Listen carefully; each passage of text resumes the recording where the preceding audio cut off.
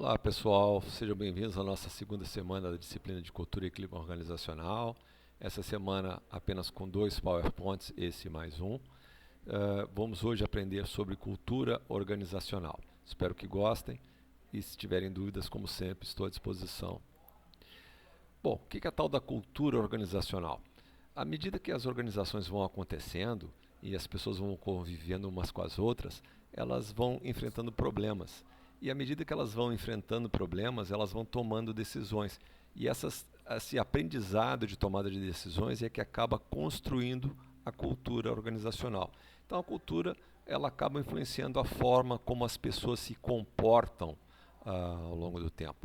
E quando a gente não entende a cultura de uma organização, ou quando a gente se confronta, ou quando nossa forma de entender as coisas se vê em dilema em relação à cultura daquela organização onde a gente está, é que a gente tem vontade de ir embora. Tá? É por isso que as pessoas entram em sofrimento. Tá?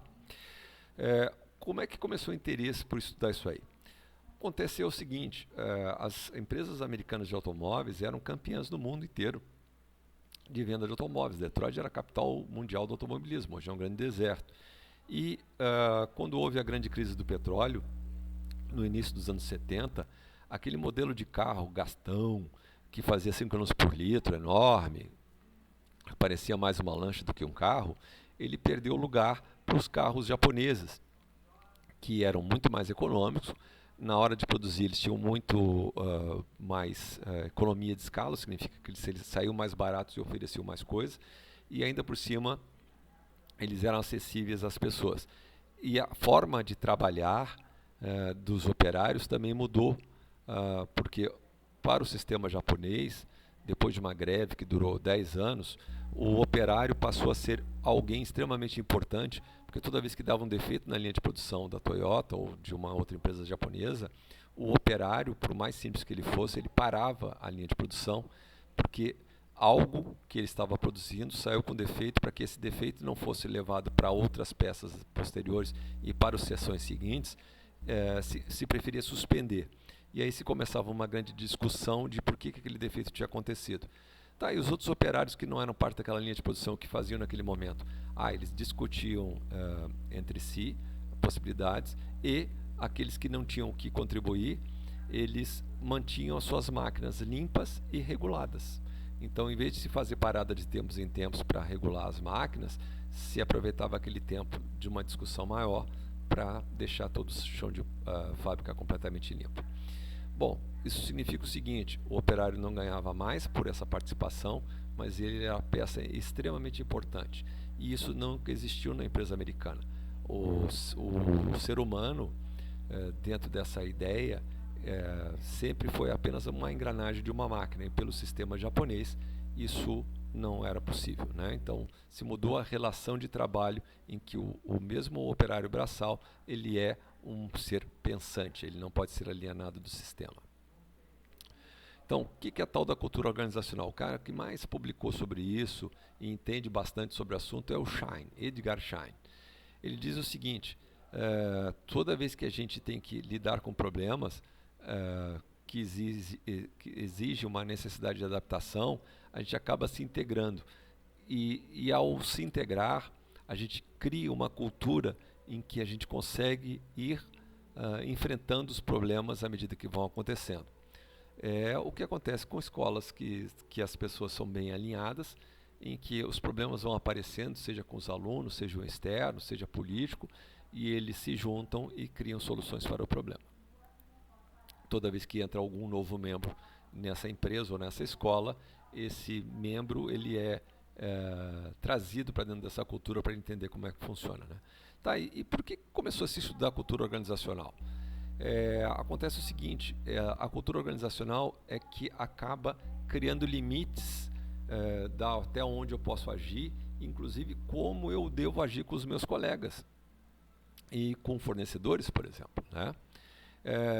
Também a cultura organizacional ela me permite, quando ela é bem sedimentada, a já saber como eu devo proceder quando alguém externo à organização vem me perguntar algo, porque eu já sei como os demais pensam.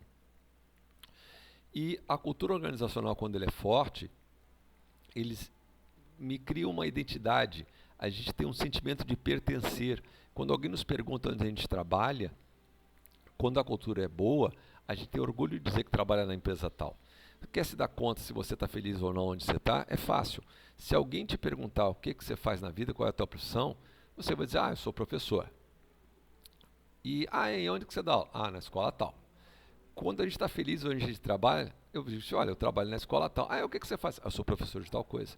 Eu inverto a ordem das coisas, porque eu tenho orgulho de pertencer àquela organização. Eu já tive a felicidade de trabalhar numa empresa assim, mas não foi sempre ao longo da minha carreira, tá, pessoal? Muitas vezes eu só dizia qual era a minha função e deixava para que me perguntassem depois. Quando não perguntavam, eu também não falava. Bom, não entendeu ainda? Vamos lá, vamos tentar esclarecer isso aí. A cultura tem a ver com símbolo, tá? Tudo é símbolo na nossa vida. Quando a gente tem uma cultura forte, a gente cria um discurso e a gente se identifica com esse discurso e se sente parte desse espetáculo. E é por isso que boas empresas que se pretendem longevas e organizações e escolas que querem dar certo, elas têm que ter gente que crie um discurso único. A gente pode brigar entre nós, mas quando vem alguém de fora, a gente fala bem, a gente quer que a nossa empresa, a nossa escola saia bem no ouvido dos outros, né? Aos olhos dos outros, tudo está funcionando. A cultura também pode funcionar como uma forma de controle. E esse é bom e é ruim, tá? Se eu funciono como uma forma de controle, eu evito que as diferenças apareçam. E, gente, assim, uma cultura só vai se prolongar e ser forte se houver respeito à opinião dos outros. Eu não posso anular quem pensa diferente de mim.